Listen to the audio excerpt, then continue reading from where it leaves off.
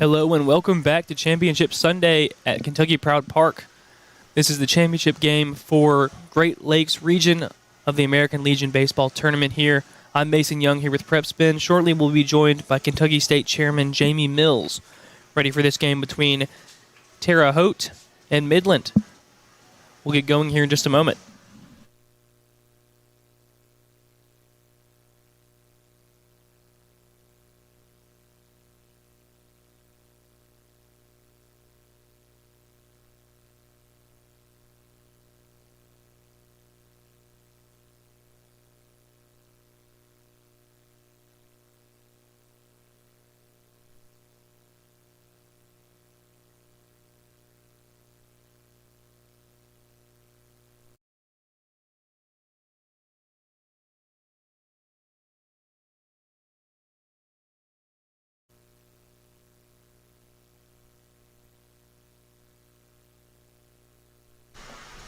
Welcome back to the pregame of the championship game here. I am joined here with Jamie Mills, Kentucky State Chairman of American Legion Baseball. Welcome on. How excited are you for this championship game? We have been waiting since Wednesday for this event. So winding down, waiting for our champion to be sent off to Shelby, North Carolina for the World Series. So got two good teams here.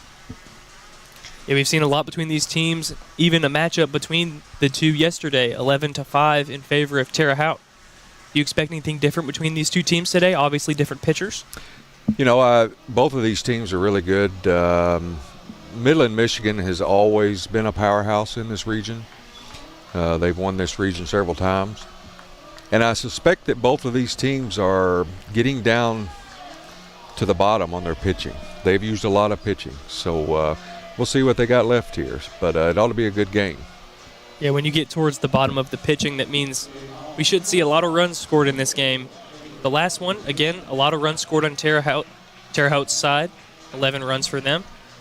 But getting started here, we will have Midland up to bat first. Tabor Edwards-Benner batting .455 so far this tournament, seeing the ball well. Pitching on the other side is Colton Moore, played right field in the game earlier. First pitch well inside.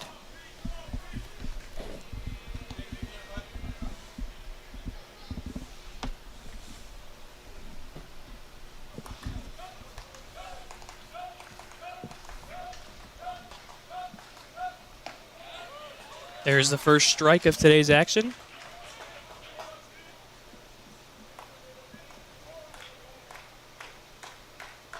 Now, before we get started here, I was going to ask you about some of the ins and outs of American Legion Baseball as Edwards-Benner fouls a ball off to the right, out of play. I was going to ask you a little bit about what the process looks like to become a team, because you can always grow more teams in the state of Kentucky here. Right. So we have two age divisions, and I'll kind of cut off if you need to.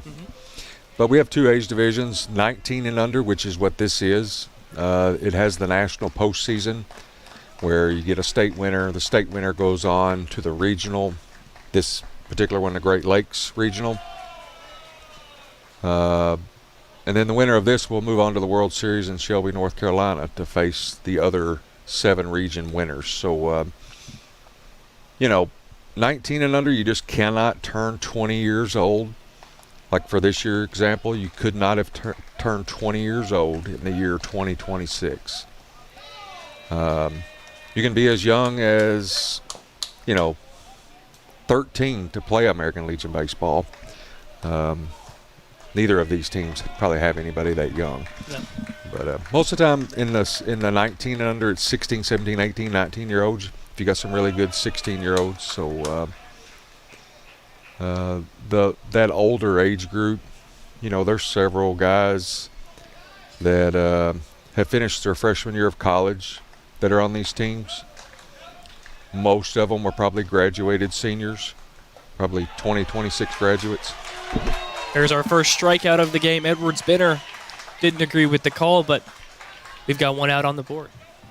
So, in the state of Kentucky this year, we had 14 teams. That counts both the 17 and under and the 19 and under. Legion baseball, in my opinion, we've seen the competition. I mean, the competition is there. And we're a lot less expensive option. The only thing that you have to pay a registration fee of a couple $100, and then you have to have insurance, and we provide the platform for the insurance. So about $400 to be able to have a team in the state of Kentucky. So, and with the program growing, more and more Legion teams available to play. There's Legion tournaments all over the country. We provide a place to where you can search for Legion baseball tournaments. So, yeah, I'm sure playing at a place like Kentucky Proud Park, as Jimmy Seguin gets hit by a pitch, he will advance to first base.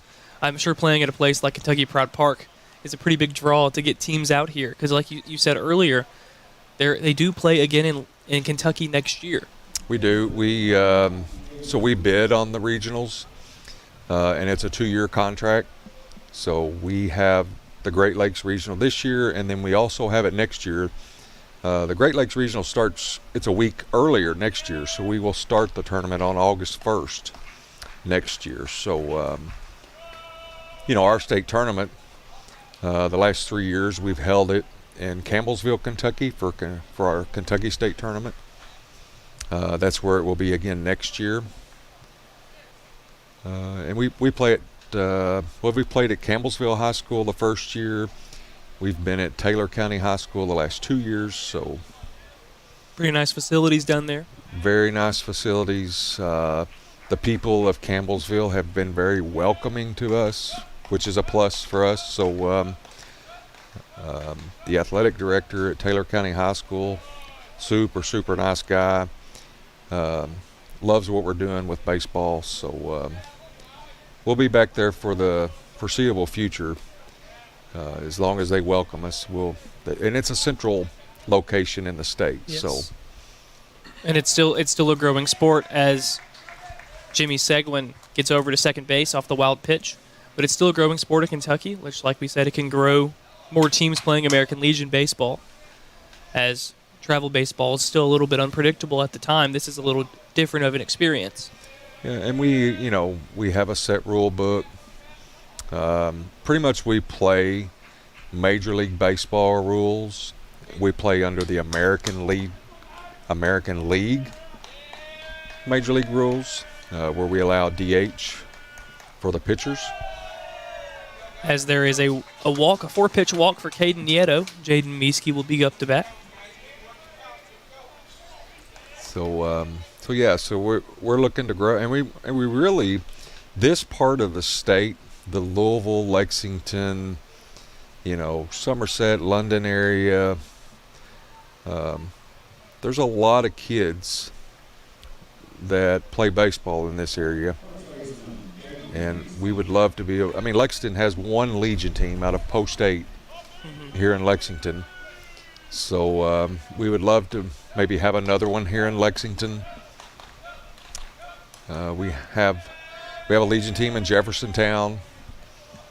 So Bardstown had a team. Grayson, Kentucky had a team. So have them all over the state, really. Have some right Western representation as well. And we'd like to get more teams in those areas so that they have more teams available to play.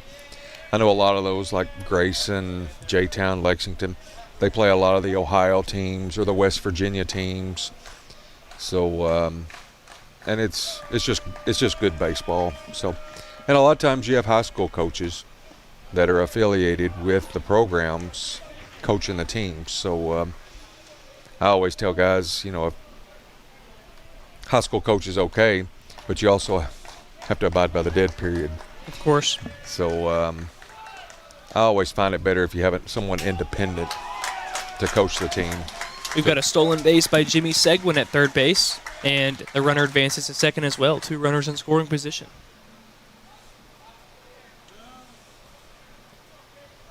Definitely a different game than we saw yesterday. Yesterday, teams were swinging the bat early. Have not seen very many swings at all so far in these first few batters. Yeah. Jaden Meese coming in, batting 3:57 on the tournament. Full count.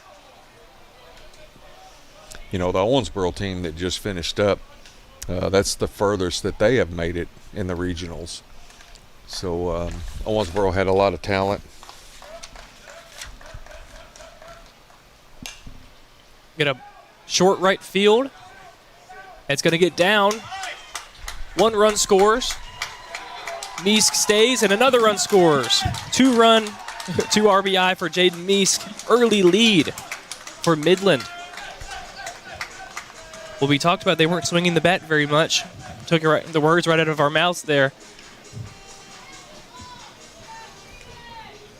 Yeah, I don't know if this guy has pitched in any previous games during the tournament or not. He hasn't pitched in the 3 games I've called for them, so this is a new experience for him right now. Only 1 out on the board.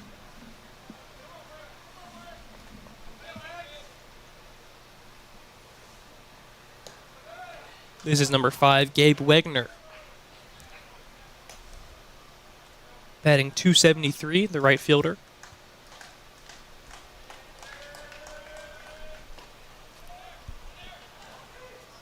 We've got a stolen second base. He's safe. Jaden Meesk, perfect start to the game so far. One thing I'll say about Legion baseball is, you know, a lot of kids play travel baseball because they want to get in front of college coaches. Well, there's not been a tournament that I have been to with Legion baseball to where there were not college coaches. So, you know, kids looking to get recruited, I mean, if you're good enough, the college coaches are going to know. Of course. You know, with social media the way it is, with Twitter and all the other platforms out there, kids are getting recognized. Coaches don't have to travel as much just to go watch and find kids. So. True. And like we said, there's plenty of talent on the field so far this tournament. Since Wednesday, we've seen some great plays on all sides. And we've even seen a few upsets where some people have shown out. That's a drive to center field. That's caught. And Meesk will stay at second base. That's the center fielder, Briar Goda. Yeah, we had that guy for Terre Haute last game. Hit that ball, they hit that home run out of center field here in Kentucky Proud Park. And speaking of home runs, this is Aryan Punjabi who hit a home run last night in their game against Terre Haute, right into the bullpen on the left field fence. You could tell it was out the second he hit it. Yes.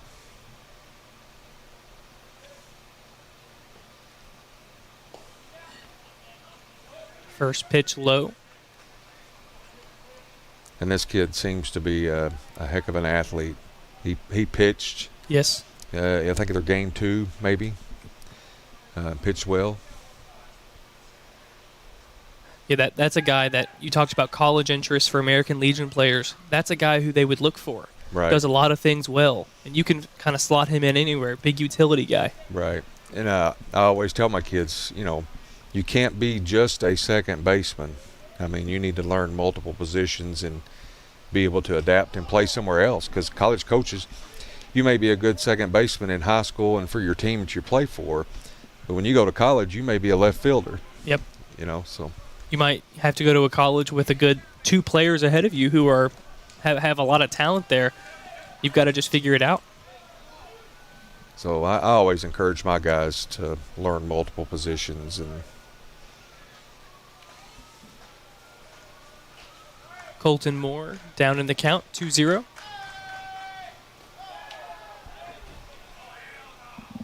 Another one outside, 3-0 count. You know Colton Moore remembers Punjabi hitting a home run yesterday, and it affects how you pitch to a guy like that. absolutely.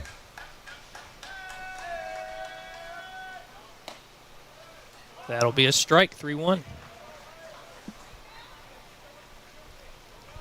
Midland early showing some aggressive base running. Meesk already stole second base, thinking about third.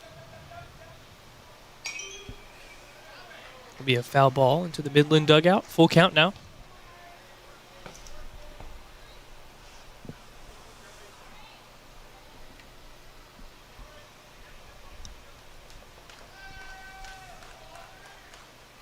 That's going to be lined in the gap between short and third.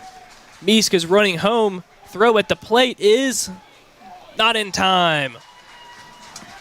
That's a third run in for Midland off the double from Punjabi.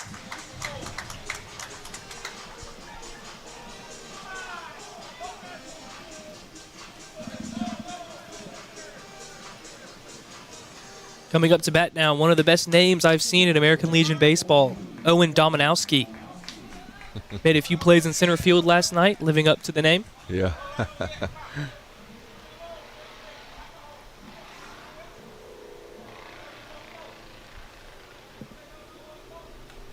Only batting 133 at the plate, though. Needs to show a little more there.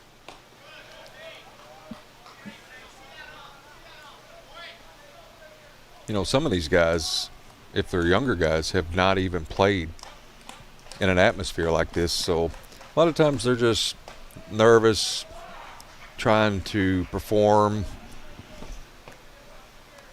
Yeah, they're trying to, meet the game and not letting the game come to them. Right.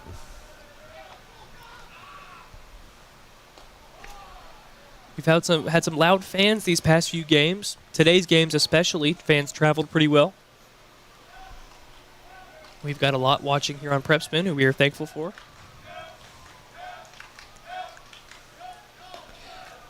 Yeah, and I'm super thankful that you guys have come out and done this. This has been a tremendous platform that you guys are providing to help give us a little more exposure as well.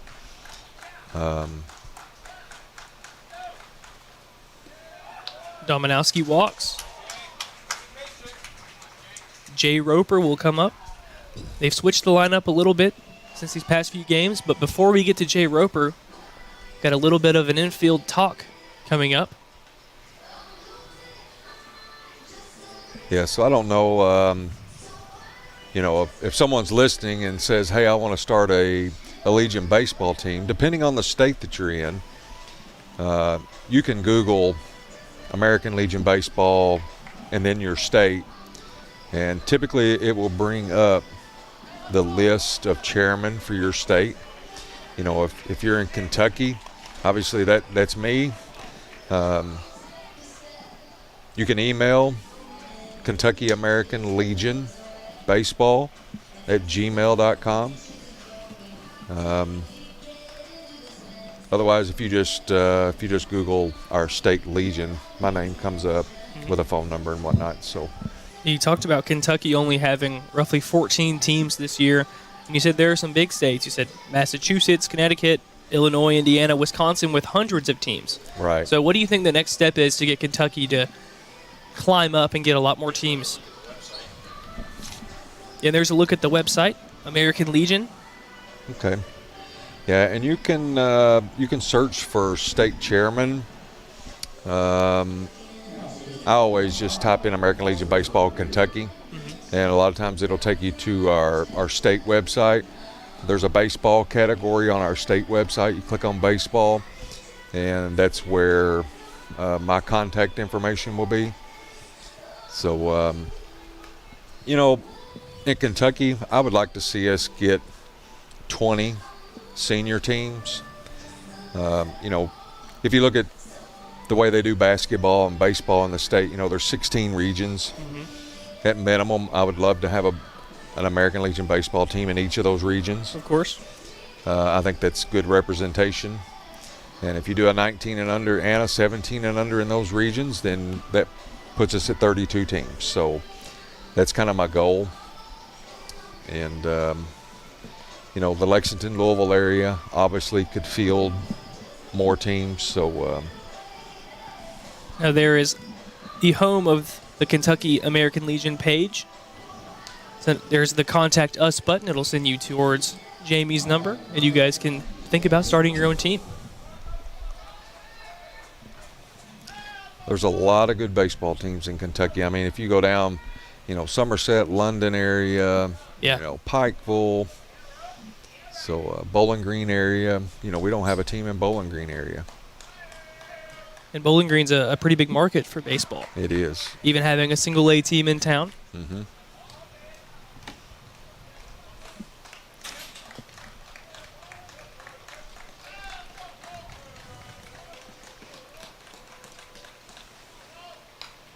That pitch is fouled off. And, like even in this tournament, I think most of the pitchers, I don't know. Have you seen anybody throw 90? I don't know if I've seen a 90. I know there's been some upper 80s. I've seen some definite upper 80s, but I don't know if I've seen a 90. Speaking of pitchers, we have a new pitcher on the mound, Parker Weir. Play made to first base. That's our third out. Terre Haute lessens the blow there, but Midland still heading into the bottom of the first, up 3-0.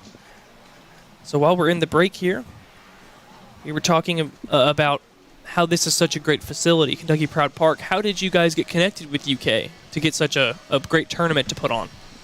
Well, so Tom, our tournament director, who is also, he's kind of the manager for the Lexington Post 18.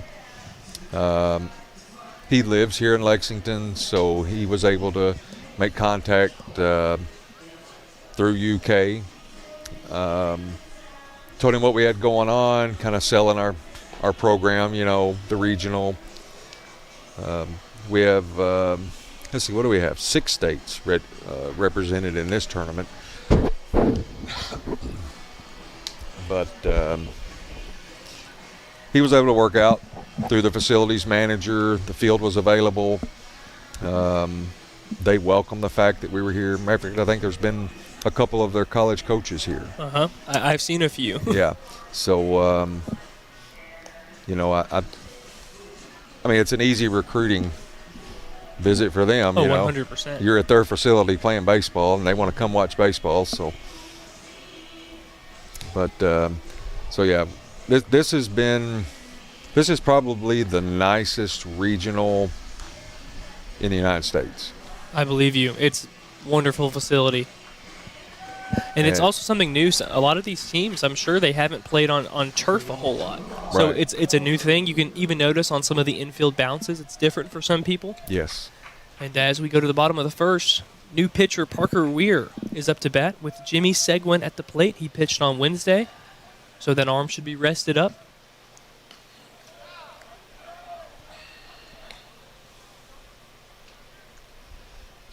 Seguin, not a super successful tournament so far at the plate, batting .077, but had a good day pitching on Wednesday and has played well in the field.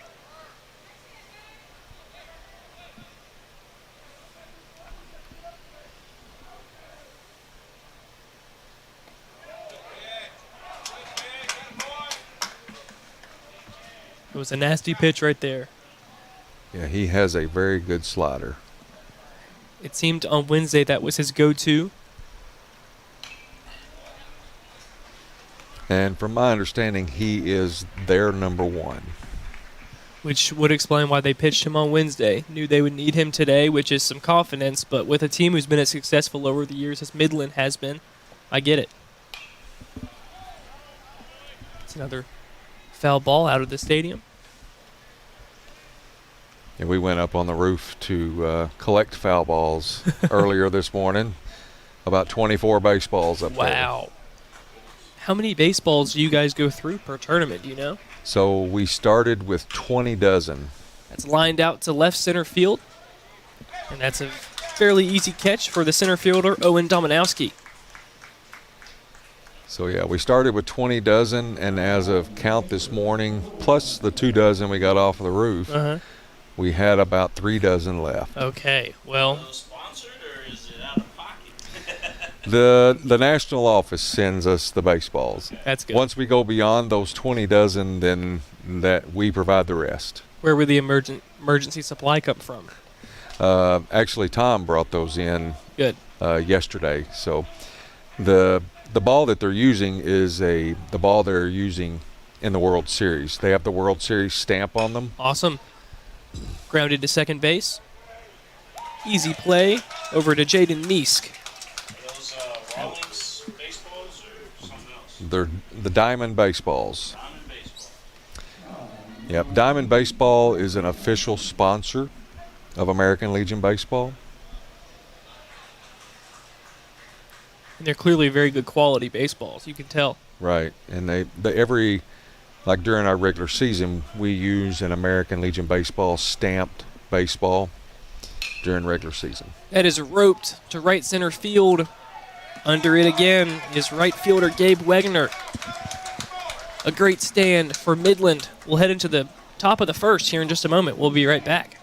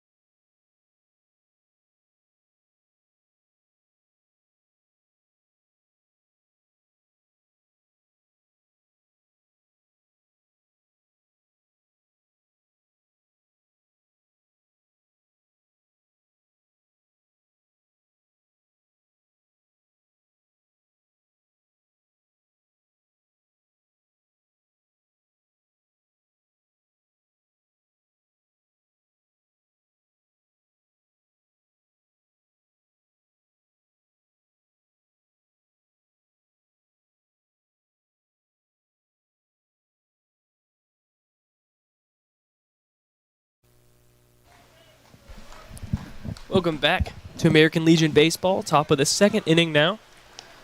Up to bat, number 7, Kyler Smith. The 9-hole for Midland. We just got done talking about the quality of these diamond baseballs. It's really a shame we've lost so many. Like $1,080 for a case of them. Wow. Which is 10 dozen. Yeah. Probably a dozen of them over on the side of the field. Yes. Yeah. I've gone outside the stadium here, walking up and down the roadway outside the stadium looking for baseballs. So We had a few that we saw go to the concourse over there on the right field side, and it's the fence there is not, it's kind of open, and you would hope it would stop, and it just kept going right. through the hole. 2-2 count here for Kyler Smith. That'll be hit to the second baseman. Easy play to Lyndon Jenkins at first base. Play was made by Derek Morrison, pitched last game. Tabor Edwards Benner, top of the lineup again. Statistically, one of the best hitters on their team. Nothing to show for it in the first inning, however.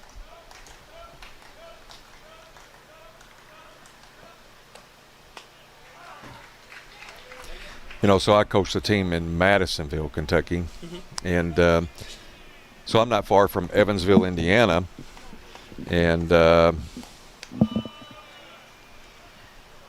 in order for us to get games, there's 4 teams in Evansville, 4 American Legion teams in Evansville. So we play those teams a lot. We play Owensboro. There's a team in Lyon County, Kentucky. So we have a lot of teams in the West. We're gaining more kind of central and east. So Hey, you said you coached Madisonville's team. Did I read correctly that they made the final of the state? we did. And then lost to Owensboro? We did. Really tough team, for sure. Yeah, we our pitching depth was not as good. We were That one's rocketed down the middle past the pitcher, and Tabor Edwards Benner is on the board with a single. I mean, we were able to beat Owensboro in the first round of the state tournament in extra innings, and then so we were made it to the championship game, and then Owensboro beat us twice to be able to come to this regional. So they have a really good team, and they typically always have a good team. Yep. So Matt does a good job with getting players over there. They've got some good high schools around the area, and also Kentucky Wesleyan right around the corner. Some of the players, I believe, play for Wesleyan, so Right. there's a little bit of a pipeline there. Jimmy Sequin up to bat, the pitcher.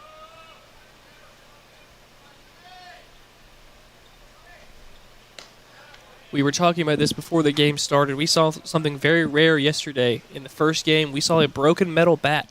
How often have you seen that? I have never seen a bat shatter in that many pieces. Neither have I. I mean, they were picking up pieces for 10 minutes out there. And it didn't just like break straight off. It broke like in half, and then it twisted a little bit. And I've never seen it in my life. I've seen those composite bats come apart before. Just two pieces.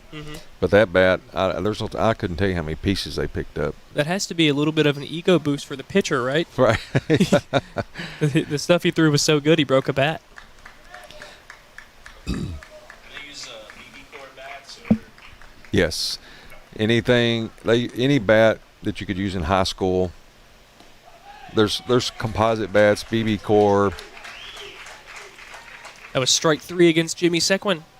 Up to bat now, Caden Nieto. You know, talking about Owensboro and the talent pool.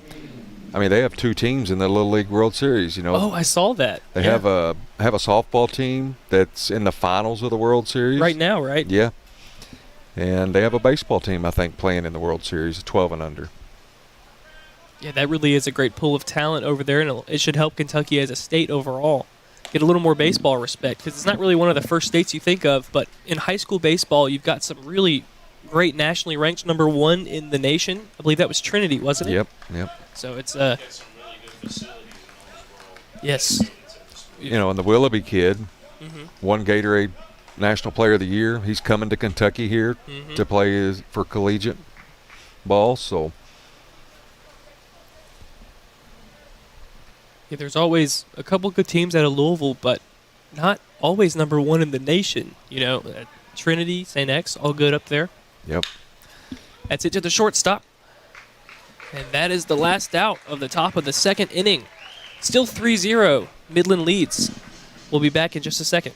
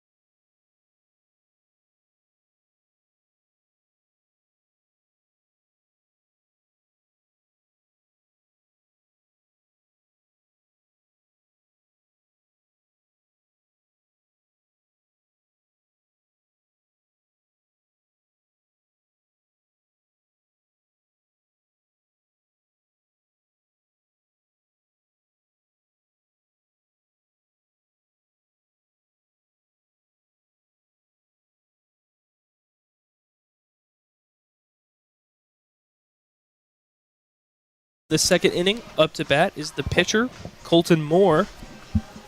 Wind's picking up out there a little bit. As was mentioned a second ago, the wind is starting to pick up outside. Might impact the game a little bit. Jimmy Sequin up on the mound. First pitch is a heater. The outfield is very tough here when the wind's picking up. Very tough to track those fly balls. And especially, like you said, it's difficult to track the fly balls in the wind in this outfield. But two, this outfield is a lot bigger than what they're used to. It's A lot it's bigger. massive. I remember when we first came, we thought there's going to be lots of extra base hits, you know, because the outfield is so big. And there's been ones that, you know, they go over your head. We've had a couple ground rule doubles. I think in the last game there were like 3 triples. Yes. In the last game. One of them was the only 3 runs that were scored for Owensboro. Eli Hatfield sent one right into the right corner where nobody is expecting it to go, and 3 went home. That ball is just foul down the first baseline.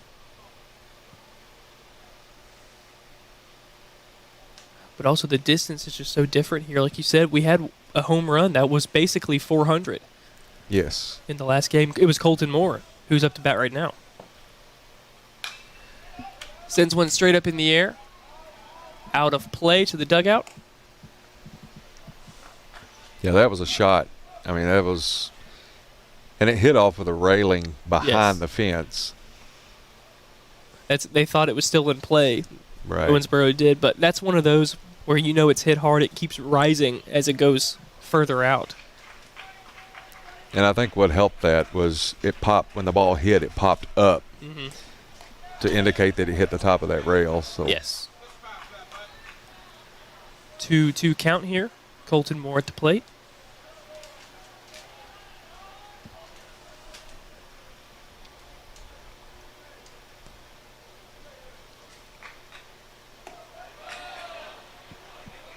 I mean, I would think it would just be so cool, you know, that if I'm a pitcher for one of these teams, just to go down and warm up in the bullpens Oh here.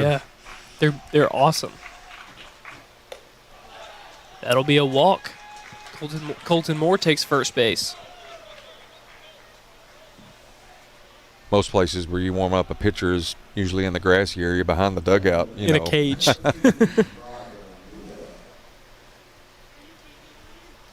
That'll be Briar Goda coming up to bat. Made a catch in center field in the last inning.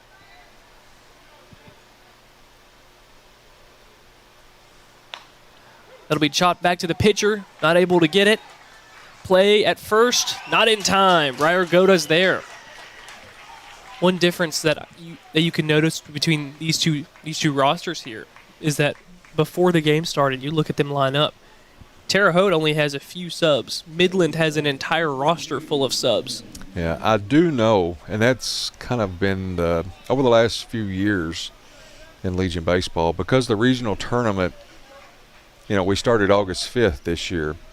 Well, there's some college campuses that their report date is during the regional. So, like Terre Haute, for example, I know they're missing, you know, 3 or 4 guys that couldn't come because they had to report to their college. So, Now, do you think many of them are staying home at Indiana State? Or is that more of a minority? You know, not very many doing that. you know, I'm not real sure where his kids went to school. You just think they have so much talent that maybe they've got a few who are playing really high-level baseball. Right. And Owensboro was in the same boat. He had 2 kids I know that reported to college. Matter of fact, I think his number 1 pitcher might have been injured, Oh, no. so he didn't make the trip up here. Speaking of pitchers, Lyndon Jenkins pitched yesterday against Midland. Started off hot, only allowed 3 or 4 hits heading into the last inning he pitched, which was inning 6. And then Midland started getting a little bit of a handle, and they took him out, closed off the game, but he's had a pretty stellar performance at first base ever since. He pops one up in the air. That'll be brought down by first baseman Jaden Meesk. If I had a vote for MVP for this tournament, it would be that kid, the one that just hit the pop up. I would also think he's in there. He's had a good tournament. Yes. Yes, Lyndon Jenkins is his name. He's been great on both sides of the ball. Actually had 3 RBIs last game, so he's doing it all. Up to bat now is 18, Derek Morrison. Pitched last game, batting .417 on the tournament.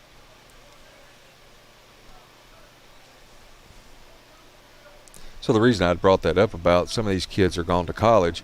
So see, next year we've moved the regionals up a week to try to eliminate that problem with teams. You know, because there's some teams that have come that weren't able to bring their whole rosters. And I think that's kind of an unfair disadvantage, so to say, Yes. for those teams. So Even though baseball is a spring sport, some of these colleges have to move in early as Derek Morrison pumps one to left center. Runner being waved home. One stops at second. That's the first run on the board for Terre Haute, but we've got a loose ball. Both runners advance, both in scoring position. Derek Morrison at second. Briar Goda at third. Colton Moore scores, and they've cut it to 2. Terre Haute is a very good hitting team. We played my team. We played those guys up in Terre Haute earlier in the summer, and they will hit the ball. And they're aggressive on all facets of the game. They have aggressive pitching, they're aggressive base running, aggressive hitting, and that is the type of thing that wins you big games sometimes.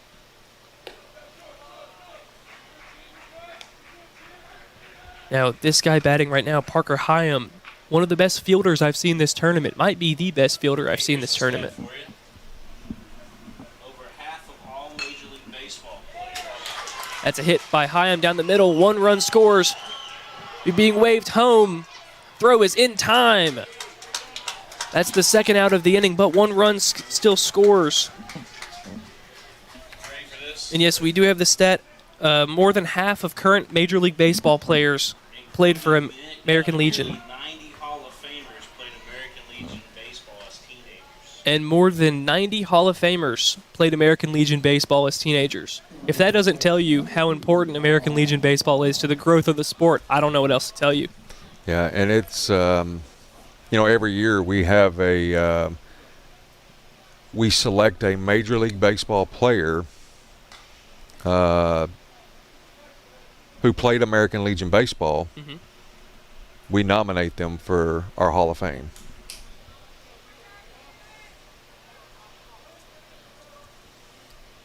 And I'm sure there's a lot of major leaguers that have come out of Lexington that played American Legion baseball. For sure. Like in my area in Paducah, Steve Finley, who played in the majors for 20 years,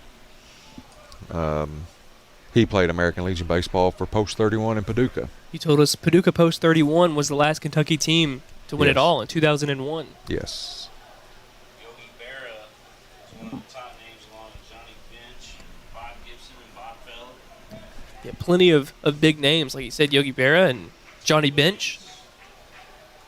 Some names I know a lot of baseball fans have heard of.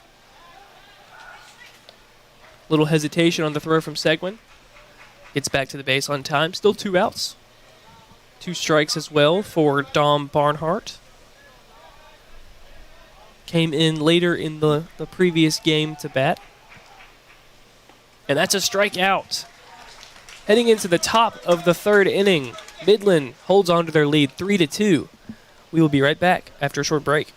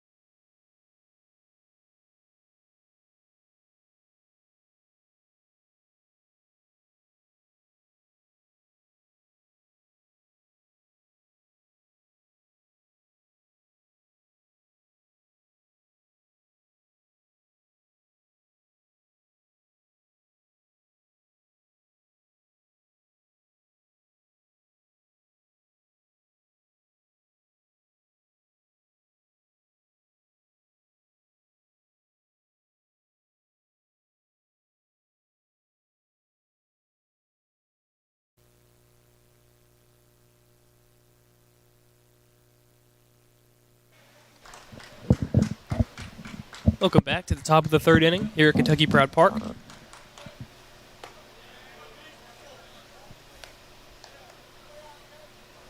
Parker Weir still at the mound. Jaden Meesk has had a great game so far. He's at the plate. We just got done talking about some of the alums. Like we said, we had 90 Hall of Famers who were alums of American Legion Baseball. Some current names. As a left field drive from Meesk, going back, and there's a catch by the left fielder, which used to be Parker Weir. No longer Weir.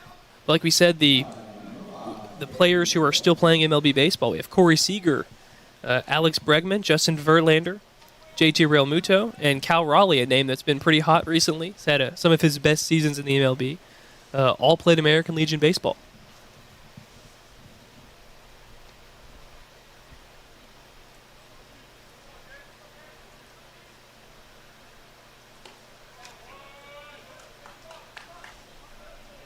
Now, Dom Barnhart is in left field. That's who made that catch on the last play.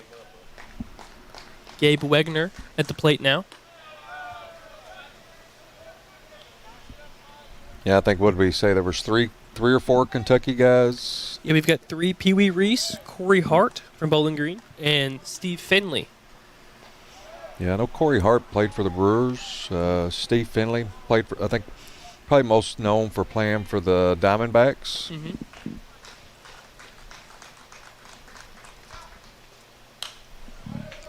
Fouled off out the stadium. 2-2 count for Gabe Wegner. Playing right field today. I think the biggest difference in what we're offering through American Legion Baseball is, like my schedule. I play a lot of weekday games, a lot of Tuesday, Thursday. I try to play a couple tournaments that cover the weekend. They're Legion tournaments. Terre Haute, Indiana puts on a good Legion tournament. Usually he has 3 or 4 states represented up there. Usually some really good teams. I know we were there. Owensboro was there. Terre Haute. Full count. That's hit to left field. Dom Barnhart attempting to make another catch, and that's 2 in a row for him. Up to bat next. Aryan Punjabi, 1 RBI on the day already. Home run yesterday.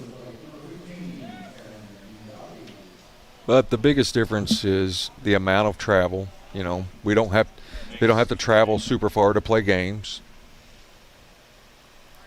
Some travel teams are traveling, 6+ hours every single weekend, which Every weekend. that adds up over the summer. And just the overall cost associated. I know some travel teams you have to pay $1,500, $2,500 to be a part of their team. I charge my guys $350. Mm-hmm. That's the player fee, and that takes care of their uniforms. There's no entry fees. I mean, if you go play in a Legion tournament, I think when I went to Terre Haute, it was $500 tournament fee. Mm-hmm. So Now, I know also a difference is a lot of travel teams will show up to tournaments with, 3-4 different uniforms. How many uniforms do you give your guys? So my guys get 3 uniforms, but it took me 3 years To do that. to get 3 uniforms. Yeah. So, and once one of them wears out, then I'll get another one. But right now we have 3. So Punjabi hits one to the third baseman. A great catch. it was a line shot. Hunter Mason, number 19. We've got that highlight here. Got a little bit off the ground. Heading into the bottom of the third, it is 3-2 Midland. We'll be right back.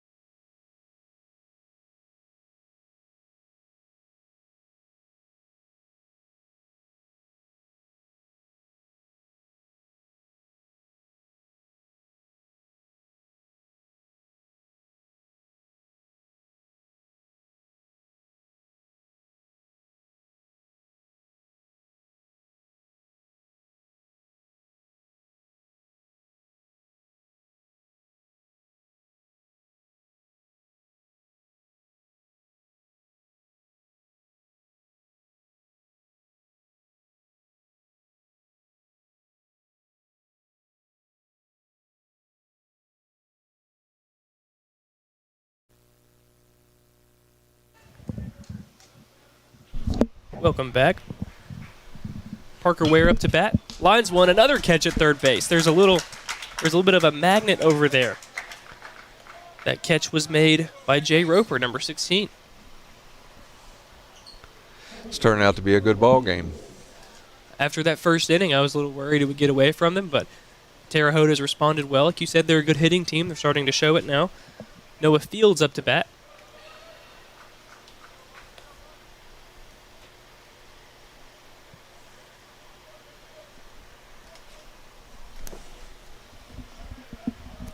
So the cool thing is so like, we bust these teams in. Midland, Michigan was bussed in from Michigan to here, and whoever the winner. Got a line to the shortstop. Easy play at first base from Tabor Edwards-Benner to Jaden Meesk. Whoever the winner of this regional is will leave here on a bus and go straight to North Carolina. Wow. So these did teams they pack more, I guess? I hope so. So, whoever wins this region will have been away from home for 2 weeks. Wow. So, and the Legion pays for all of that. That's great. How nice is that facility down in Shelby, North Carolina? It is super nice. It's a minor league park. Super nice stadium. I think we've had, and don't quote me on this, but 9,000 to 10,000 people watching an American Legion baseball game. Shelby, about a 5.5 hour drive from here. Not too far outside of Charlotte, almost in South Carolina. I would assume that'll be a hot baseball tournament come this time of year. It is the permanent home for the American Legion World Series. That happened, I don't know, several years ago. They made it the permanent home.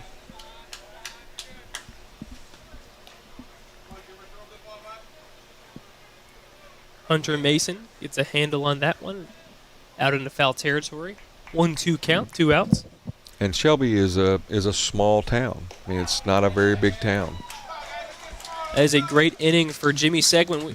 We'll stay on in between this little break here. You can talk a little bit more about Shelby's facility. Do you know what, if they're AA, AAA, what that minor league team is? I'm not 100% sure what they are. And I think, I'm not 100% sure, but I think there's a local high school that plays there as well.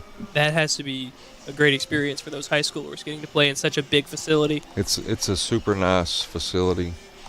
And the town, it's the whole town rallies around the World Series event. I went to the World Series a couple years ago. My wife and I went down there just to watch games and take in the World Series atmosphere.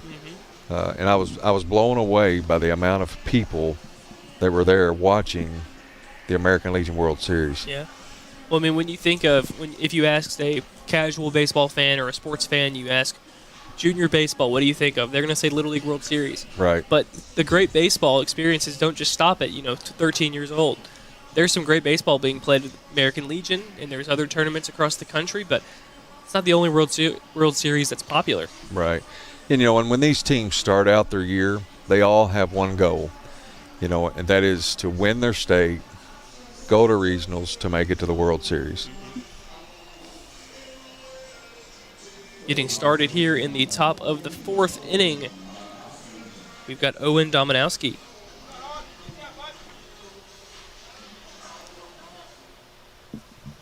There's some teams in the country that make the World Series frequently.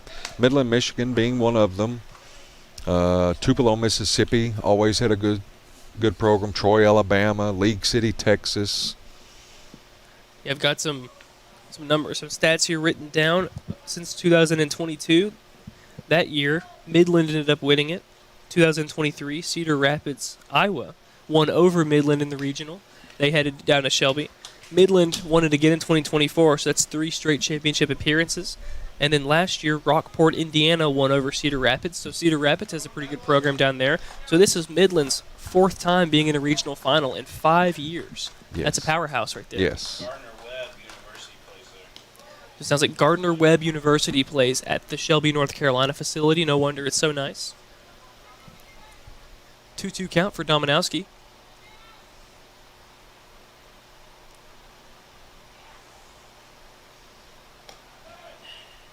just outside. Full count here for Colton Moore on the mound. You know, and the biggest issue, like in our state, that we have, it's not that we can't find players. It's finding someone that is willing to dedicate their summer to coach the team. True. So if we ever can find coaches in different areas, the players will come. For sure. I noticed on our last game between Terre Haute and Owensboro, at least one of the teams, as it gets lined to Higham, makes another grab in the field. But a few teams, had a manager apiece and then had 3 coaches or 2 coaches, but still extra added on to the manager, which just shows there's an investment within the community. Right. This is the most important one, too. Up to bat now, Jay Roper made a play at third base a minute ago. Strike 1. Yeah, I know, like Owensboro, their general manager, I'm assuming that's his title, but he's a retired Major League umpire. Nice snag at the plate. That's Parker Weir, at the plate. Nice play by him. Normally playing in left field, showing off those hands. So he's a retired Major League guy. He was a Major League umpire for 30-plus years. I'm sure. I think he just retired a couple of years ago. Wow, that's a big step. I'm sure he is used to any scrutiny he will get from parents or other coaches. Right. Super nice guy. Kyler Smith up to bat here with 2 outs. Got on base a minute ago. Gets one to the third baseman. Easy play over to Lyndon Jenkins. That was Hunter Mason. Another quick inning here. We'll be back for the bottom of the 4th here in just a moment.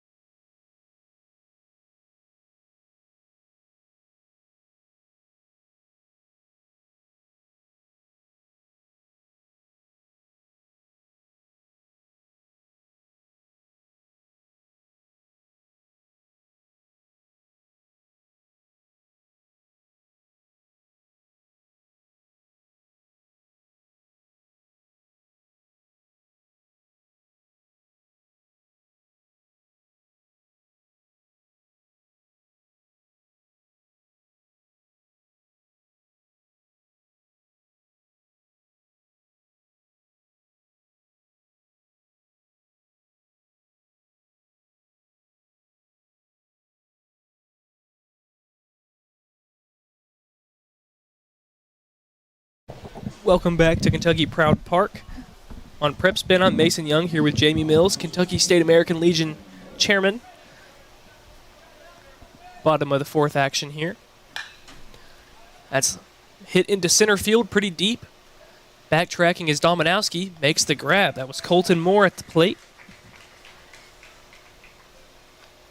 One thing that's separated this game from the other ones is a lot of the other games had some really long innings, multiple runs scored. This one, I think the last 3 at-bats have been 1, 2, 3 innings.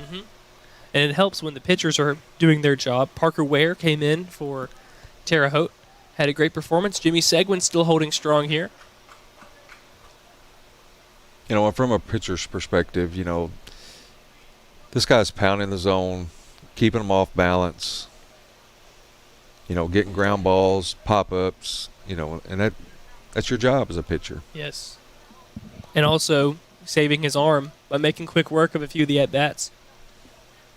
Briar Goda up to bat.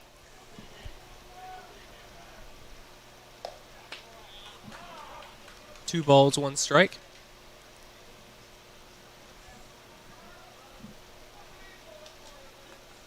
You can tell Seguin is definitely a college-level prospect. He's had, like you said, his slider is just one of the best I've seen, especially this tournament, but across his age group.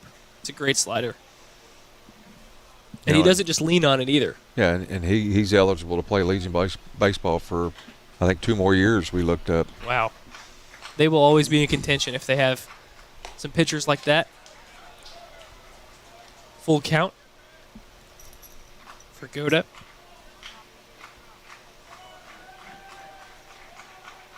Goda batting about .350 this tournament. And that's a strikeout looking. 2 outs on the board. Up to bat, Lyndon Jenkins, who you said earlier might just be your MVP of the tournament.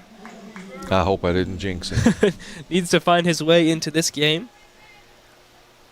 Wasn't able to get on base on the first try, but batting .417 this tournament, he can find himself there anytime, and he will right now. Hit by pitch, will head to first base.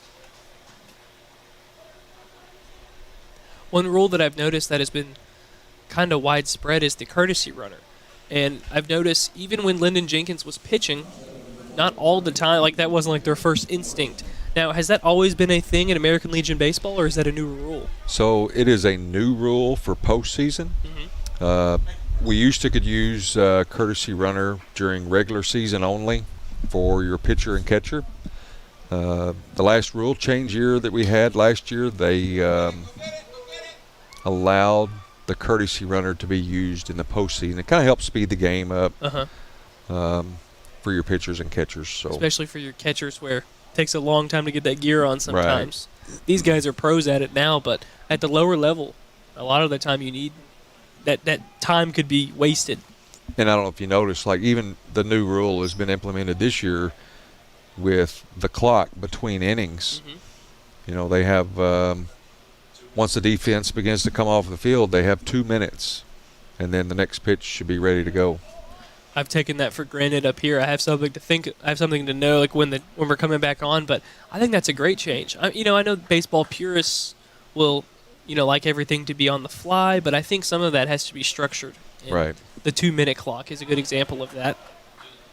What if the catcher bats and he's the last out of the inning?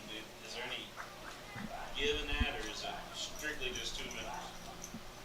No, it's strictly 2 minutes. So if the catcher makes the last out, most teams have a second catcher out there to warm the pitcher up. So it's the only time it's more than 2 minutes is if you bring someone in from the bullpen. It's 2:30. It's correct? 2.5 minutes.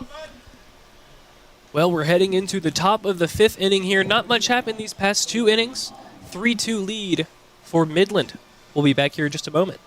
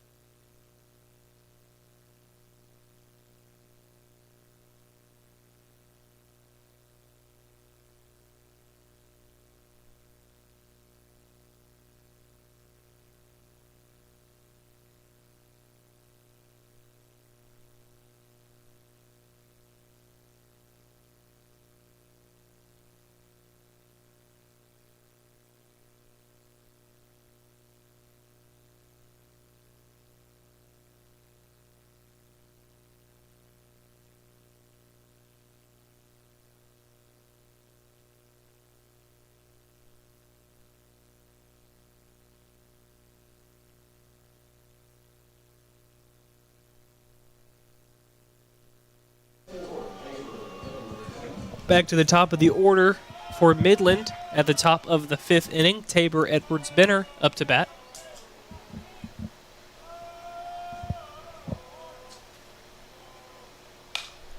Pops it up to short right field.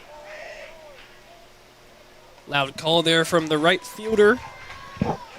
That is Dom Barnhart. Actually, I believe they've moved Colton Moore into right field now. The pitcher, Seguin, up to bat. As a pitcher, you like to see the 1 pitch, 1 out. Yes. Like I said a minute ago. 1, it saves your arm. 2, it's a lot less stressful if you can just get him quickly out. We noticed the other day, I guess it was yesterday, Lyndon Jenkins pitched about 115 pitches. So they knew heading into their game, this is our guy. We're going to get him all the way through today almost, and they got him through 6.5 innings. Yeah, so speaking of pitches, so we have rules on pitch limitations. The max that you can pitch in one day is 105 pitches.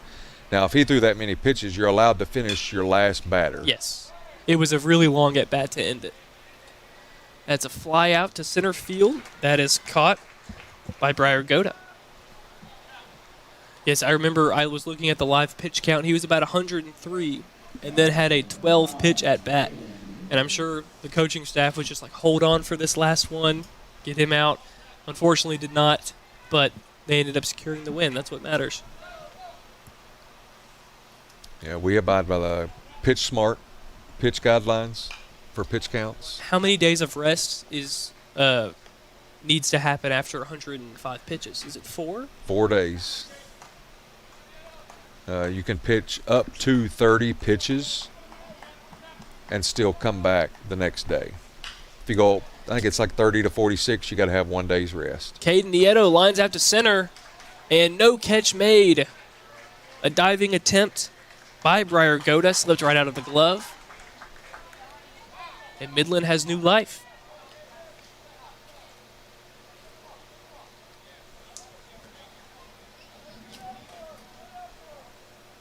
Up to bat, Jaden Meesk. Great performance today at first base. Also has 2 RBI on the game. 2 of their 3 runs off of the bat of Meesk. Got a replay of that catch. Almost made, just slipped out of the glove.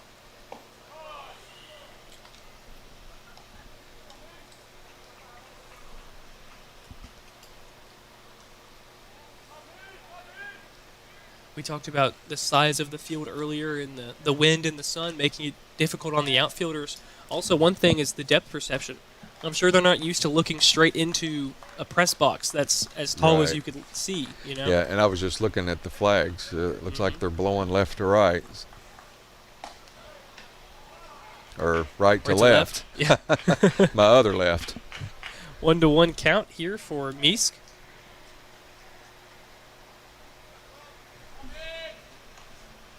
Yeah, I think Terre Haute only has 12 guys here. You look down at the bullpens, and there's nobody in the Terre Haute bullpen, and there appears to be 4 guys down in Midland, Michigan's bullpen.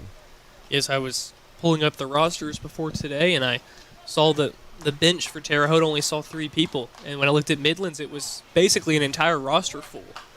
So you're allowed to have 18 guys, and I think Midland has the 18. There's some teams. Well, we saw early in the tournament there was a team that only had 9 kids here. So We've got a successful stolen base. That is number 11 for Midland.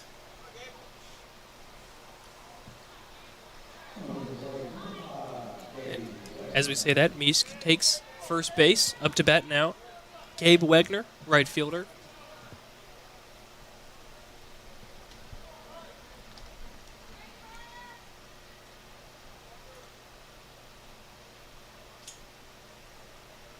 I mentioned this earlier, but one of my favorite aspects of both these teams is the aggressive base running. The third base coach sending their guys often, but never in a, silly manner. They're always going with intent. And it's hard sometimes to make that play, especially in this age group. yeah, and both of these teams are quick on the base pass. And like we said, the turf also makes it a little bit different for everybody. Maybe a little harder to slide. It could be easier to slide. I'm not really sure. I haven't tested it out myself.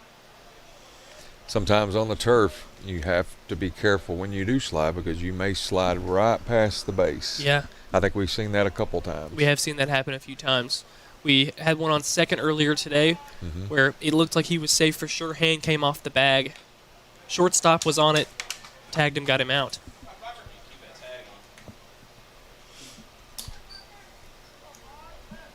Wegener, 1-2 count.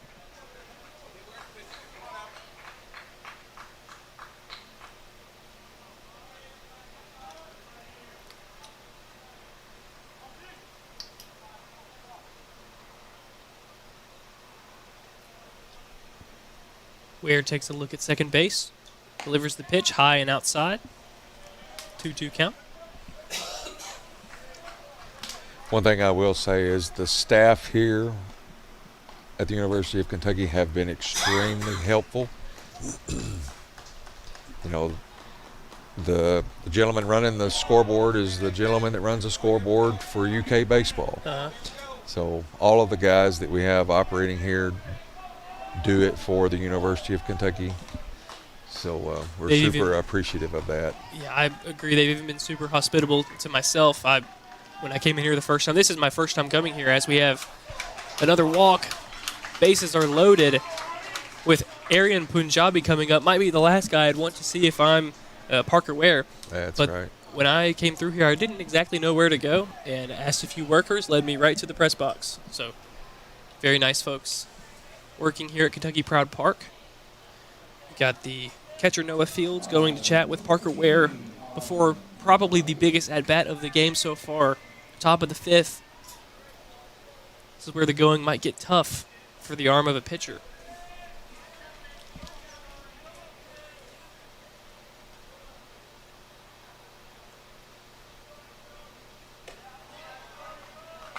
First pitch down the middle, just a little high.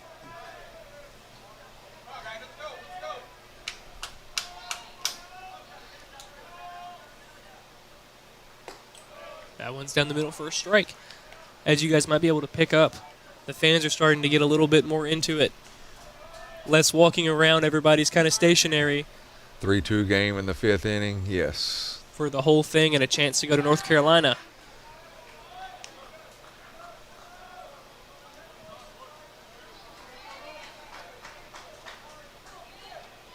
Punjabi up in the count, 2-1.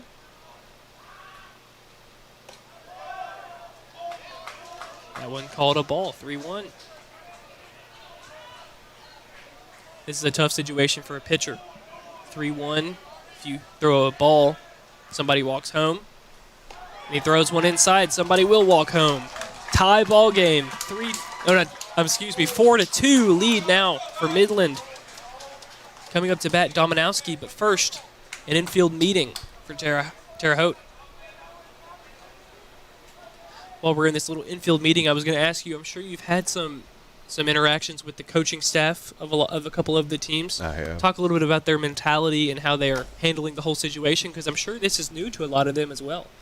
You know, all the coaches that have been here this week have been super thankful. I mean, nothing but accolades, you know, the facilities, the place they're staying, you know, the transportation. I mean, there's a lot that's gone into this, and I don't think Tom Rogers has gotten enough credit for everything that he did do. But there's a lot that goes into an event like this, and we've actually been working on this event for over a year. I believe it. But the coaches have been nothing but gracious, so my hat's off to those guys. Dominowski up to bat, bases loaded. Takes the first pitch inside from Ware. Now this is like we were talking about the coaches, this is a situation where you have to remember there's no game tomorrow. If your pitching is going south, it may be time quickly to make a change as Dominowski pulls one down the left field line foul. I am going to say that with Terre Haute, they're probably pitcher-wise, I don't know how many they got left. Yeah, you're right. You Small know, team. This is the last day of the tournament. You got 12 guys here. With a couple of them not being able to pitch due to how many they've already thrown. Right.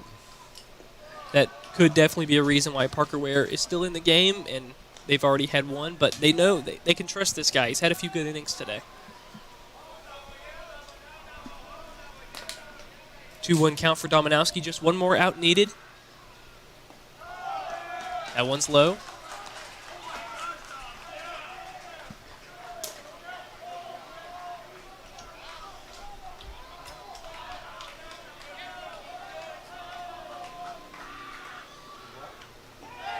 And that's low. Another walk in run, 5-2 lead. As Jay Roper comes to the plate, but it looks like another infield meeting Gonna have to be a pitching change this time. Yes. Have you seen anybody walk to the bullpen, or are they going to take someone out the field? Looks like they're bringing in the center fielder here. Briar Goda. We have not seen him pitch, so this is, like you talked about earlier, it's important where you're not just a second baseman or not just a shortstop or not just a center fielder.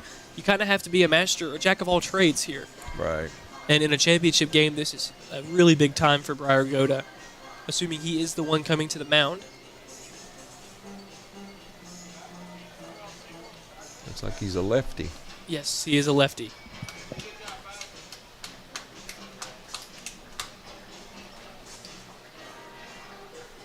Again, nothing to really hang your head on. Great tournament so far for Parker Ware, who he may still have some to talk about here.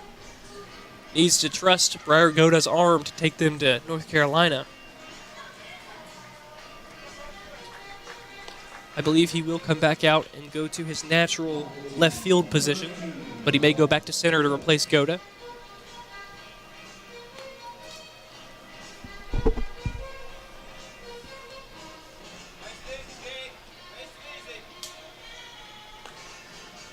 Some of our viewers might not have been baseball players, so talk a little bit about what are those coaches saying, or what is the catcher saying when they go for those infield meetings? What is he telling his pitcher?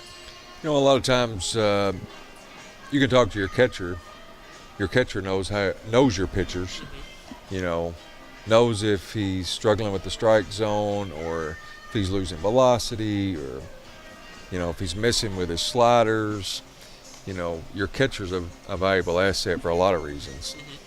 So, you know, in that situation, I think maybe that pitcher he was getting tired. I mean, it's hot out, so it's not going to take as long to get tired as it normally would. So, we'll see what this kid's got. So you think it's just it's a mixture of encouragement and actual technical stuff they're telling them? Right. Yeah, you can watch from the dugout.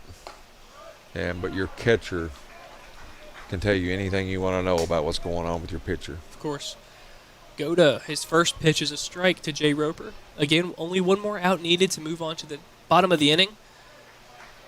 2 strikes now after the foul tip. Wegener on third, Punjabi on second, Dominowski on first. The back of this lineup so far in this tournament haven't had a great hitting percentage, with the last one I named, Dominowski, only at 133. Roper at 167. After him, Kyler Smith at 111, heading into today's action. And today is day 5 of the tournament, so each of these teams have played 4 and 5 games. Mm-hmm. And unless you've had someone go the distance in one game, you know, you're using at least 2 pitchers. Of course. In a game, so that's 10 guys. Well, they have 12. Yeah, I was about to say, for a team of 12 guys. Yeah. Full count here. We've got a runner stealing home, and he hits it to the outfield. Bat flip going to first base. 1 scores. Punjabi scores. It's now a 7-1 lead for Midland.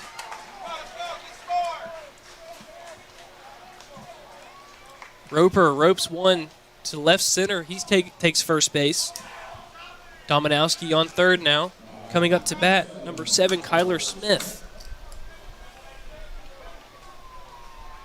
Those are tough situations for the pitcher, as you see the replay here, because it's 3-2 with 2 outs.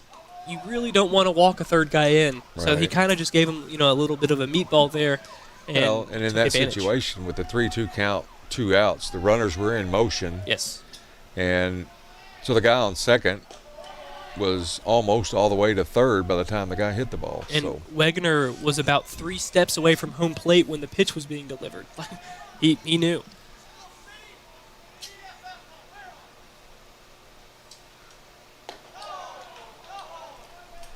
Goda having some trouble finding the strike zone here. I wouldn't be surprised if Midland's coaching staff just telling him, make him throw strikes. Don't chase anything. But for Goda, you're really just wanting to get out of this pretty dreadful inning so far for all parties involved. There's a strike. Yeah, I feel like there's been 2 outs for a little while. Seemed like the first 2 outs came pretty quick. I know the first one for sure was on the first batter. I believe it was Seguin striking out.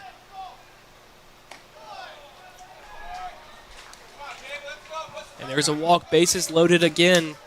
And up comes Tabor Edwards Benner.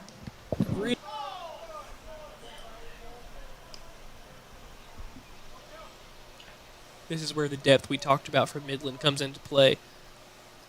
And the lack of depth comes in for Terre Haute.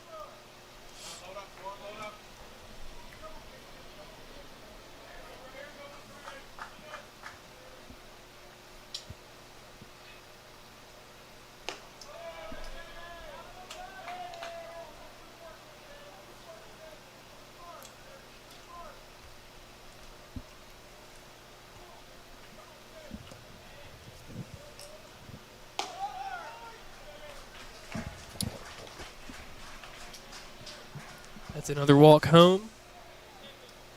It is now an 8-2 ball game. We've already seen Seguin in this inning, and we'll see him again after a meeting with the pitcher.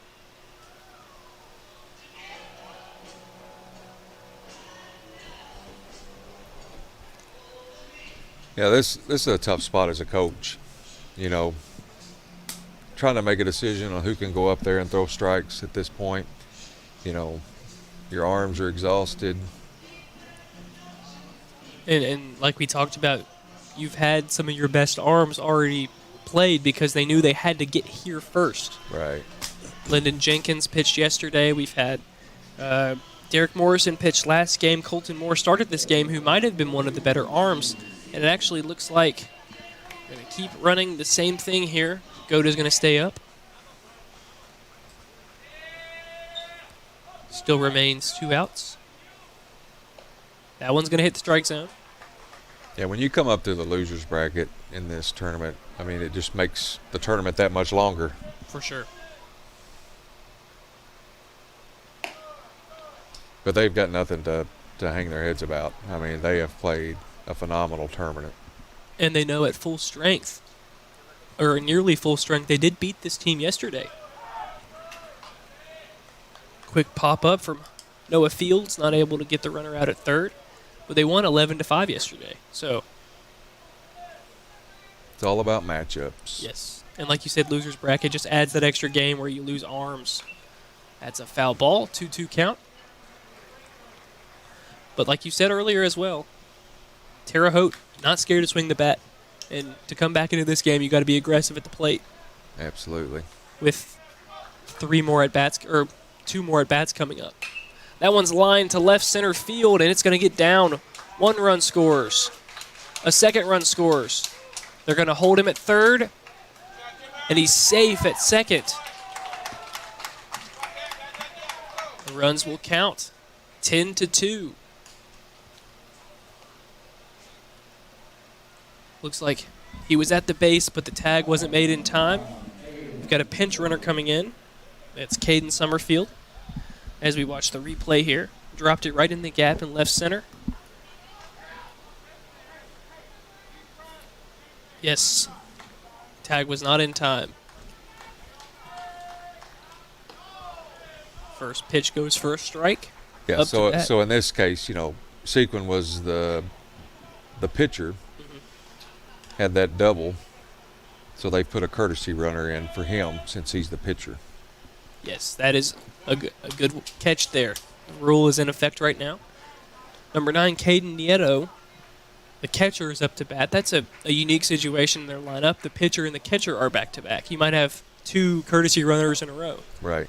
It just has to be a different player for each player, different courtesy runner. That's going to be hit to second base. The nightmare inning is finally over with a catch by second baseman Derek Morrison. Heading into the bottom of the 5th, it is 10-2. A great inning from Midland. We'll be right back after a break.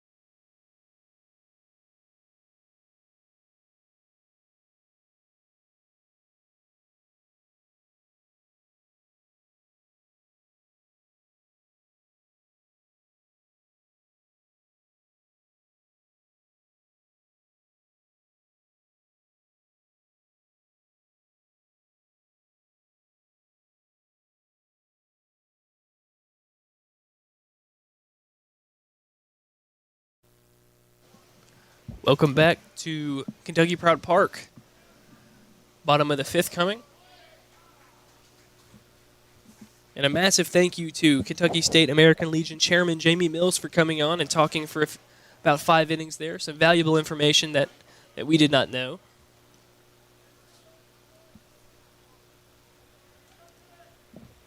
Parker Hyam up to bat for Terre Haute. 2-1 is the count right now. Hyam comes into the game batting .250. Almost, that's 2-2 count. Almost had a home run last game. Pulled one foul just barely, but it definitely had the distance. Actually almost hit into the team he's playing right now, walking into the facility. That's hit over the second baseman's head for a base hit. He will round first base and stop there. That just got over the head of Kyler Smith. Up to bat now is Dom Barnhart. Actually, they have made a substitution. It is now number 11.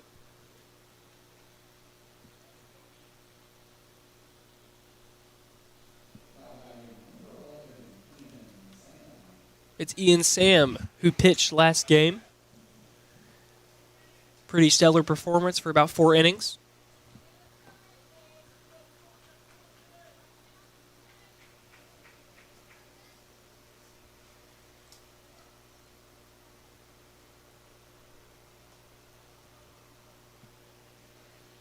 Seguin still at the mound for Midland, trying to close out this game.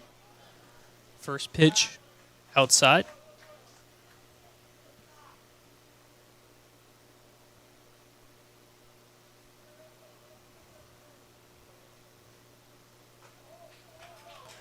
That one's outside and low. And I stop by Caden Nieto behind the plate.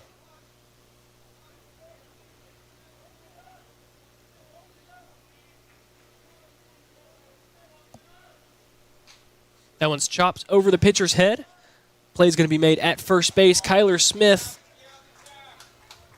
Hyam advances to second, but they've got it out on the board now. Jaden Meesk with the extension on first base. Parker Ware up to bat.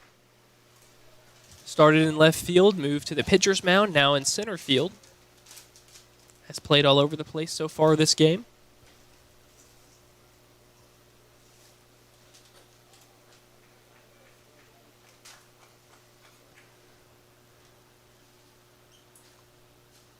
Nieto rushes up to Seguin, who has lost a little bit of accuracy this inning.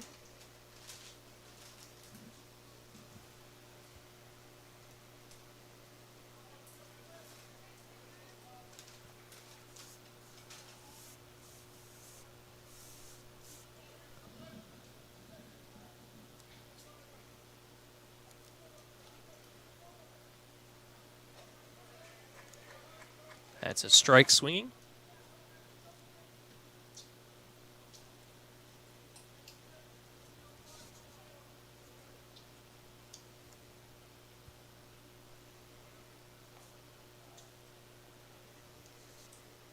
That one's lined. A great catch by the third baseman. And the force out at second base. What a play. That was third baseman Jay Roper who made the jumping grab. We'll have the replay here.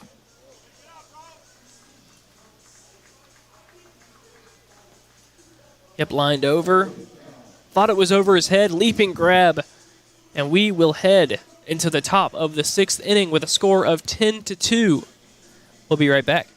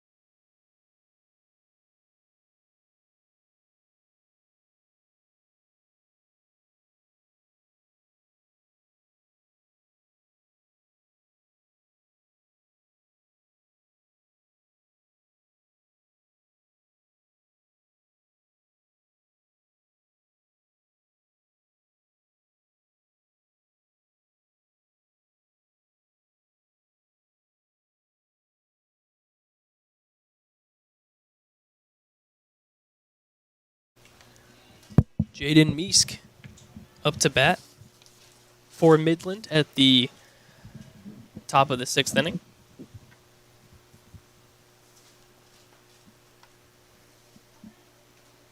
Briar Goda still at the pitcher's mound. First pitch low. A reminder that there is a mercy rule possibly in effect here on this championship game. The rule is after the 5th inning, which we have passed, there will have to be a 10-run lead or more, and they will finish the inning. So if Midland scores 2 here, then they'll be at the 10-run threshold.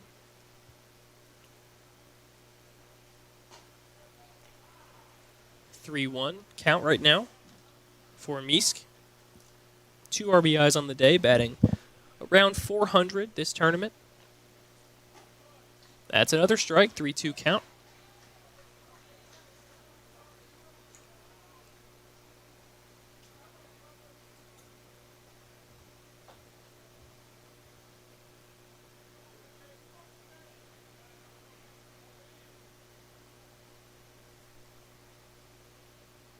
That one is ripped to left field, just foul.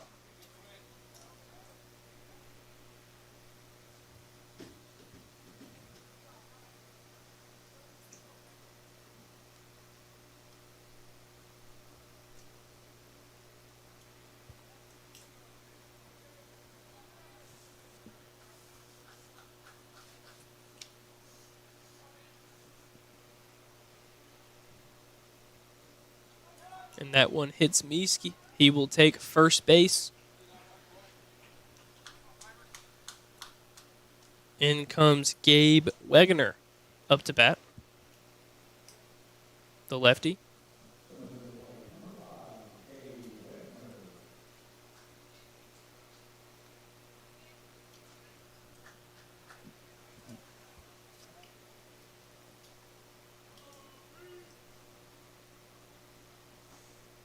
First pitch in for a strike.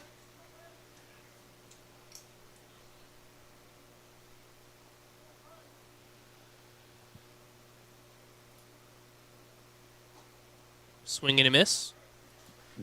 0-2 count.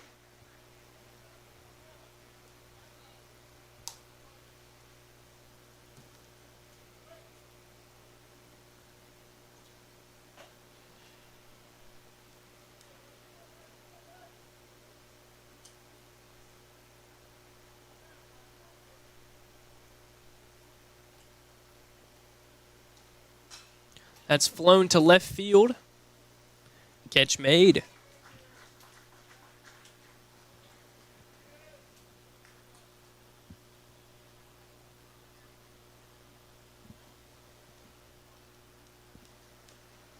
I believe that's Parker Ware out there in left field, but I'm not for sure.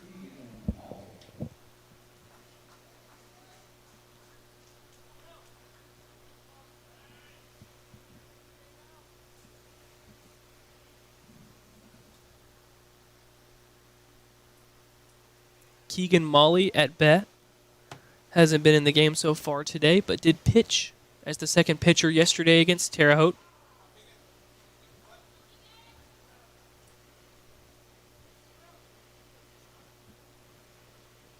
No balls, 1 strike, 1 out.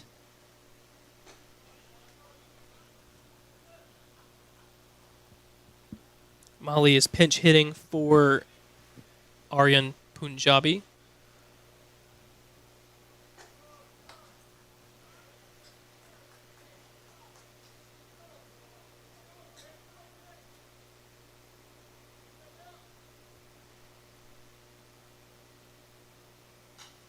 Molly fouls one off of the stadium, coming back. 2-2 count.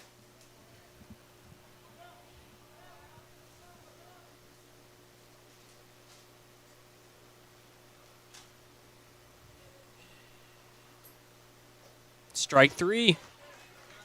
2 outs now for Briar Goda and Terre Haute. Owen Dominowski comes to the plate, center field.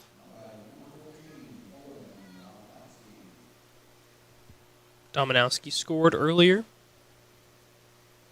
was walked home.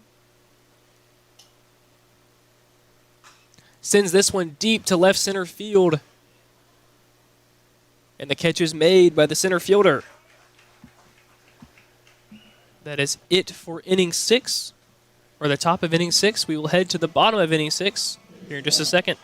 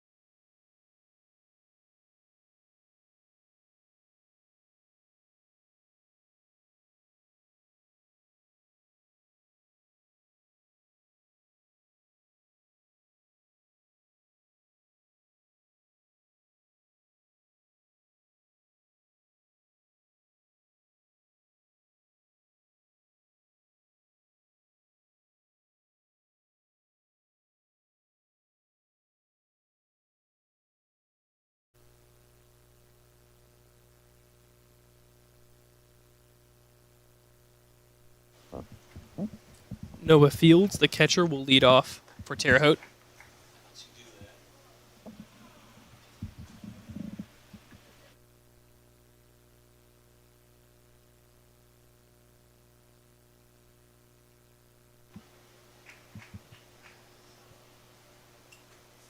1-1 count.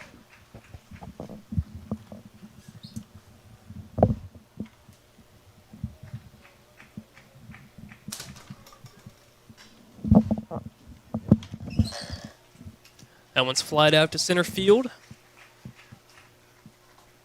That is caught by Owen Dominowski. Hunter Mason up to bat now.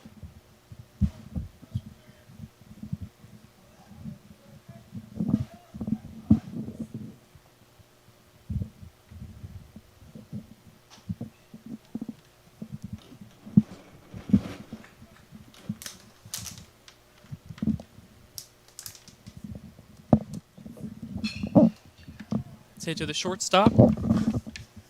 Play made at first base over to Meesk.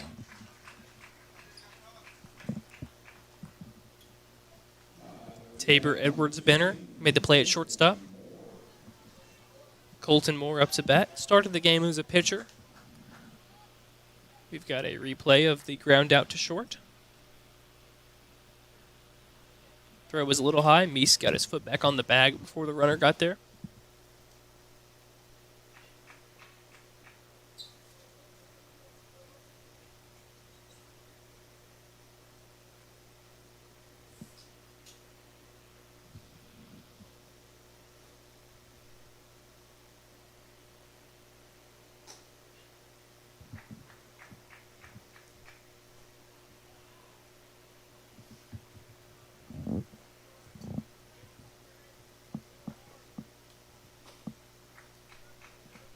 Two-zero count with 2 outs.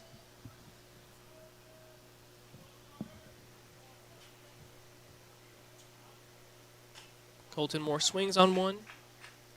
Looks like it hit his leg.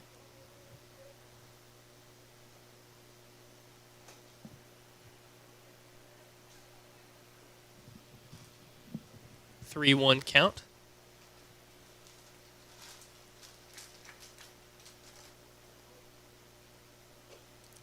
Full count now with the strike swinging.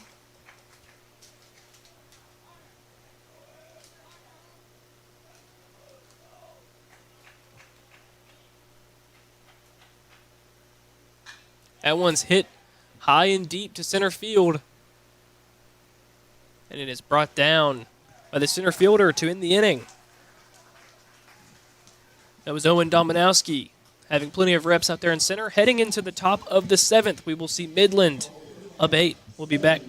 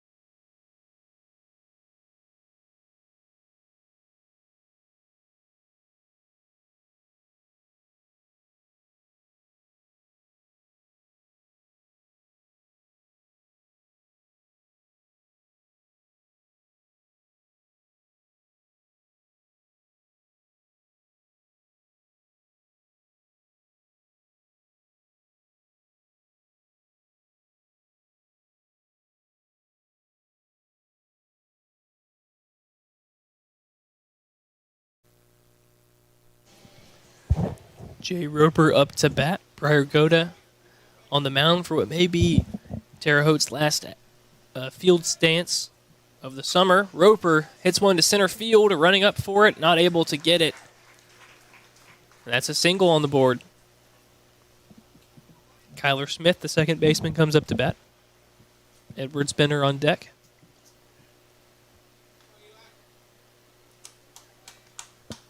And that is a substitution. Number 3, Eli Petrowski.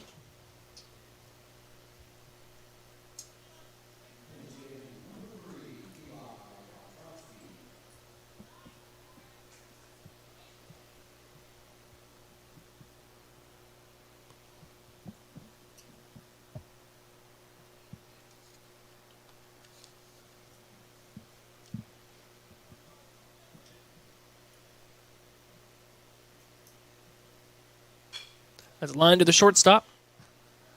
One out at second base and a double play, 6-4-3 for Terre Haute. Saw a number of those in the first game.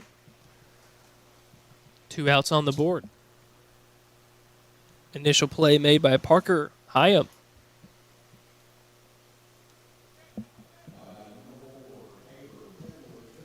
Edward Spinner up to bat now.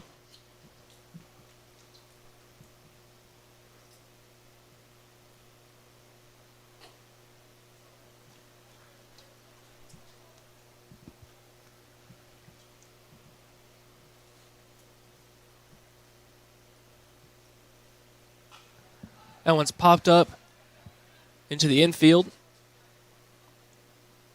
Catch made by third baseman Hunter Mason. And we're headed to the bottom of the last inning. Terre Haute needing a historic comeback to keep their hopes alive to head to North Carolina. We'll be back in a moment.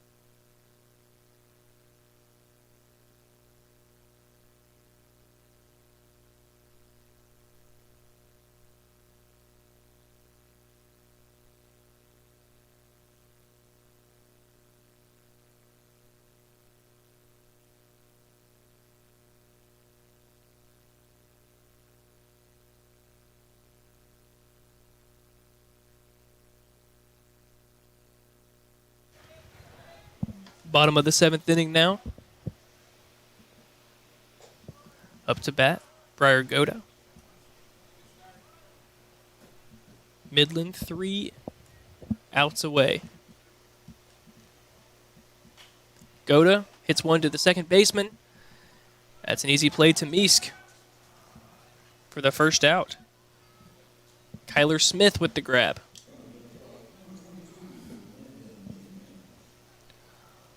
Lyndon Jenkins up to bat. Great tournament. Quieter today.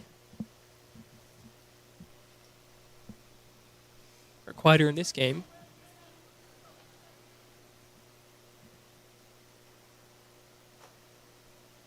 First pitch inside.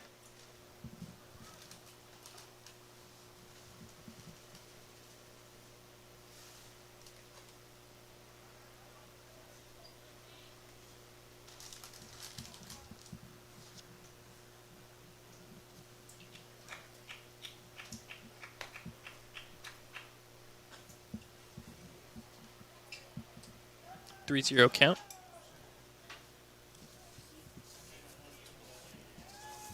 This way first.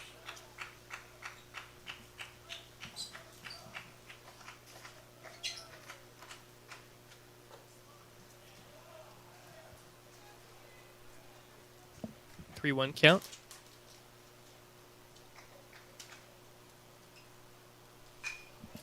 That one's hit through the gap. And Jenkins will take first base.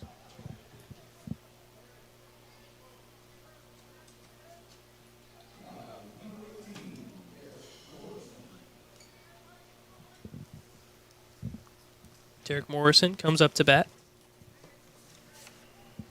Had an RBI in inning 2.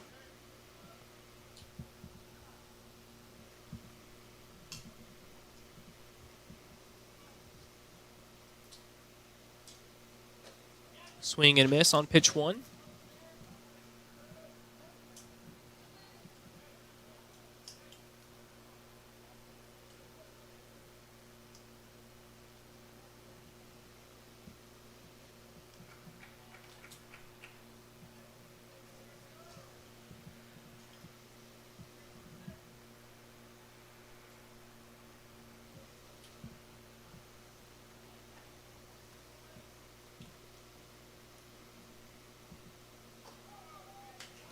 There's strike 2.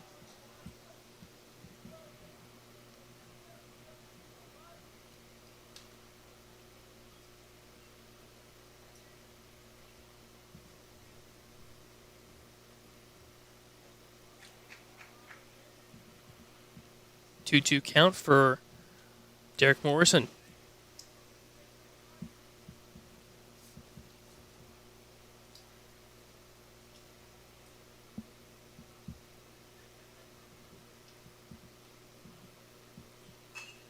That one's hit to the shortstop. Misses the throw. Jenkins will head to third. And Morrison heads to second off the error. Tabor Edwards Benner not able to keep the throw down.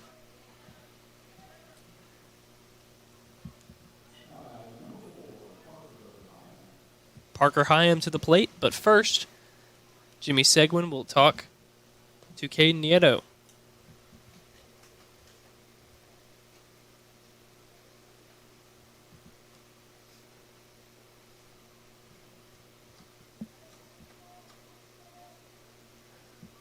There was a chance that play could have won the championship for them, but instead, we got to settle back down and take care of business.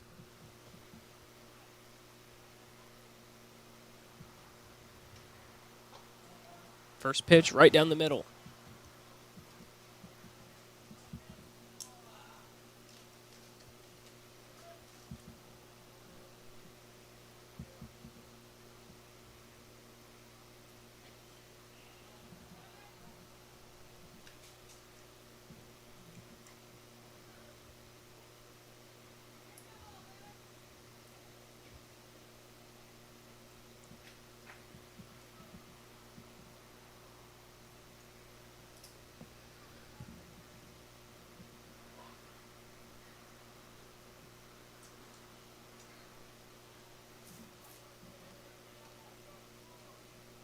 2-1 count. 1 out.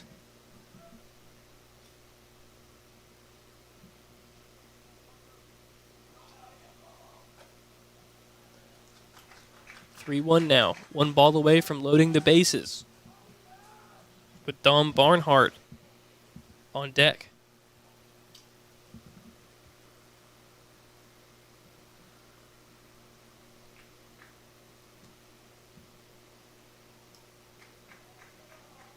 Time called.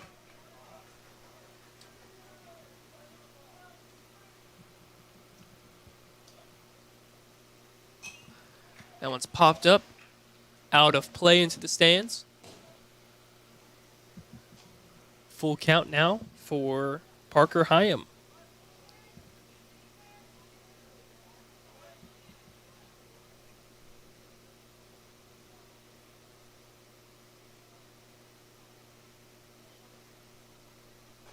That pitch is strike 3. 1 out away here for Jimmy Seguin and the Midland team. Up to bat, actually number 11, Ian Sam, but first, we have a replay of the strikeout. It's the top right corner, a good frame from Nieto. They're 1 away.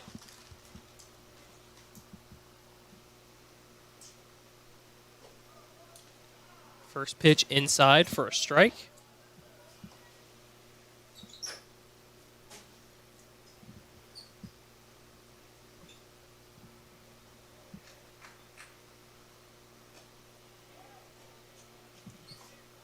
Sam almost swung there, brought the bat back just in time.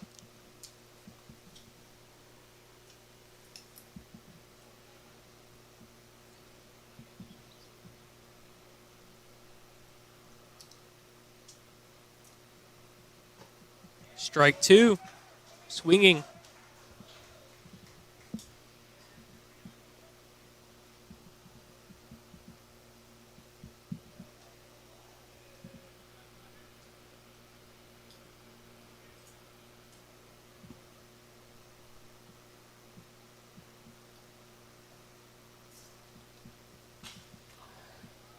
That ball hit to left field just off the third baseline.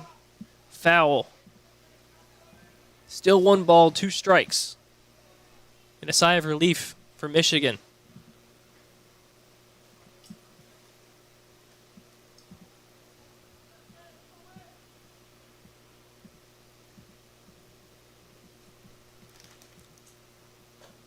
And that's it. Your 2026 American Legion Great Lakes Region Champion, Midland Berry Hill Post 165. Their 3rd time representing the region since 2022. They'll head to North Carolina.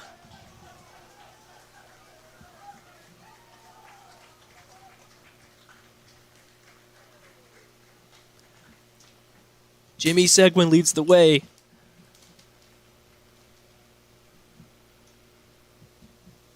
And that's it from us at PrepSpin. I'm Mason Young. Thank you all for tuning in. And we will catch you. We'll keep you here for a minute for the trophy presentation.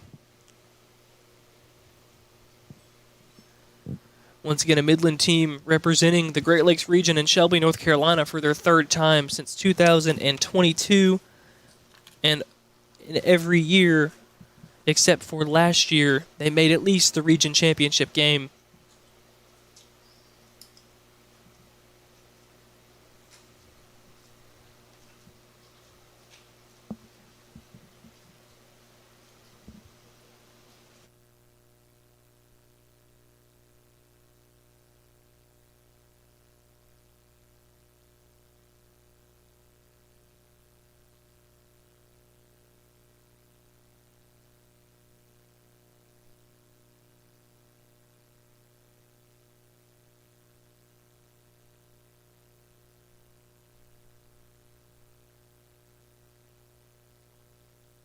And now for the trophy presentation.